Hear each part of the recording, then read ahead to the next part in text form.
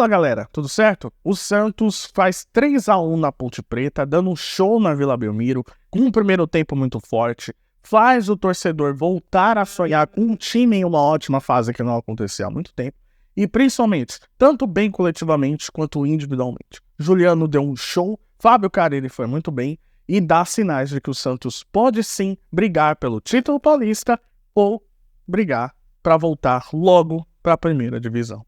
Vem comigo, eu vou contar a história de como foi Santos 3, Ponte Preta 1 pelo Campeonato Paulista.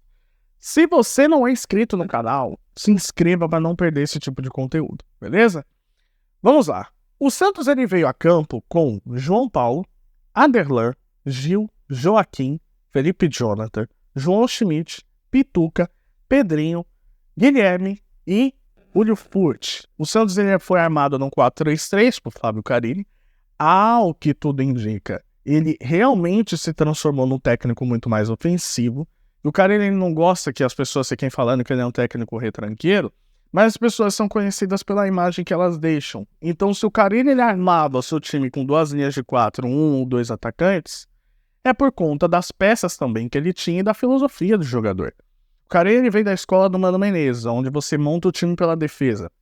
Obviamente, quando você tem peças que são menos aptas a propor um jogo, como você tinha no Santos na primeira passagem dele, ele precisa se adaptar. Mas ele arma um time no 4-3-3 e o Santos começa o jogo com tudo.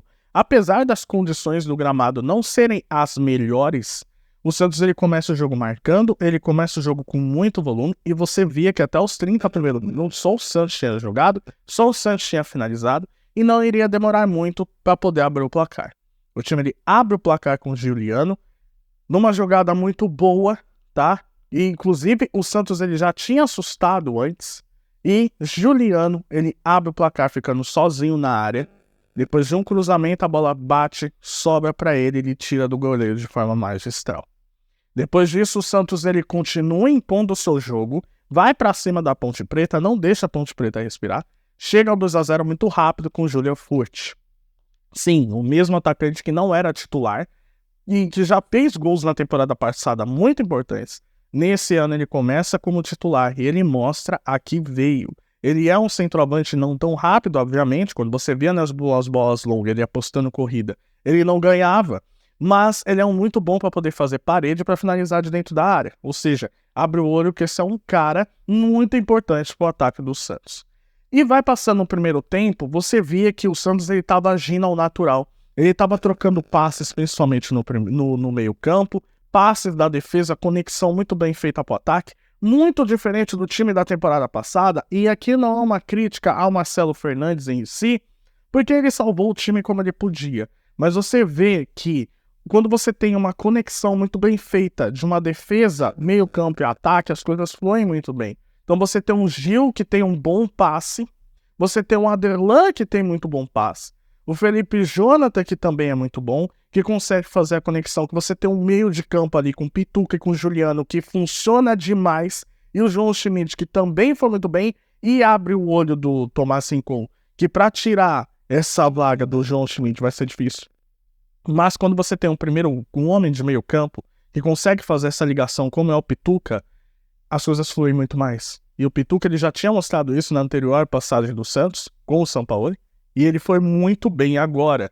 Ele fez essa passagem e o Santos ele conseguia chegar com mais facilidade para o ataque. Você vê ainda o Pedrinho, ele ainda se adaptando um pouco afoito, mas de resto o Santos agia muito bem de forma coletiva e só terminou o primeiro tempo com 2-0. Poderia ter sido 3, 4, 5 ao natural. No segundo tempo você vê que o Santos ele baixou um pouco o ritmo, mas depois de uma cobrança de escanteio, o Juliano ele consegue fazer o terceiro e ali o Santos parou. Precisa só ter um pouco de atenção para quando você para não dar tantas chances assim para o adversário.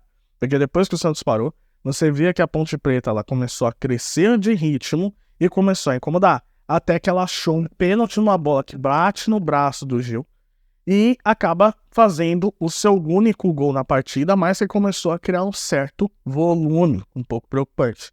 Tudo bem que ali já estava passado dos 85 minutos, o Santos ele conseguiu administrar muito bem, porém, você precisa tomar cuidado para não gerar tantas chances assim para o adversário. Mas de resto, é um time que, comparado ao da temporada passada, nos últimos 3 anos, você vê uma clara diferença. Uma diferença anímica e uma diferença de qualidade técnica. Ao que tudo indica, o Santos da Série B é melhor do que o Santos dos últimos 3 anos de Série A. Para você ver como uma diretoria que consegue focar em contratação consegue ter resultados melhores do que uma diretoria que não foca em contratação, não foca em redução de gastos, não foca em melhorar o superávit do clube e acaba entregando o clube na segunda divisão. Então a gente já consegue ver uma grande diferença. Atuações. Eu vou, obviamente, pontuar a atuação de Juliano. Juliano, 71 minutos jogados, 2 gols, 2 passes decisivos, 5 finalizações. E se a gente contar, já deu uma assistência para o Otero no primeiro jogo contra o Botafogo em Ribeirão Preto. É um meia que tem muita qualidade. Óbvio, se a gente voltar lá no tempo, a gente vai lembrar do Juliano que atuou no Internacional, decisivo, o melhor jogador da América de 2010. O Juliano que foi muito bem na passagem ali do Grêmio, de uma mudança de um Grêmio retranqueiro para um Grêmio que toca muito mais a bola com o Roger Machado. Ele foi pilar daquele time e ele não foi tão bem no Corinthians. Mas você precisa pegar o ambiente, você precisa pegar o entorno e um funcionamento tático. O Juliano, ele é maestro desse time do Santos. E não à toa ele tá com a camisa 10. E não à toa nessas 2 partidas ele foi muito bem. É um time que precisa ter a bola e é um time que precisa de alguém pensante. E ele é alguém pensante.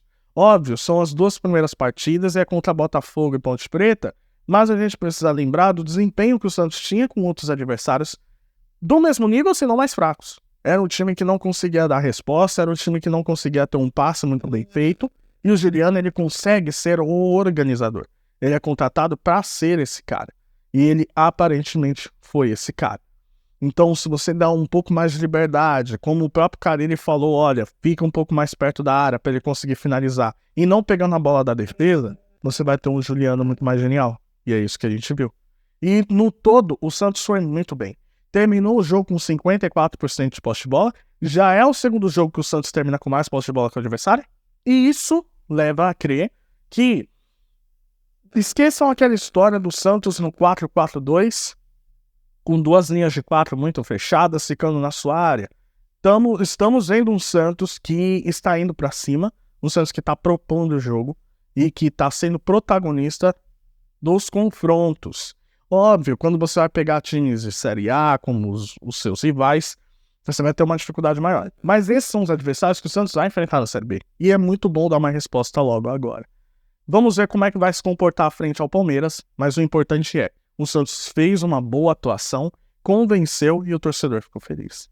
Essa é a lição que precisa ser dita.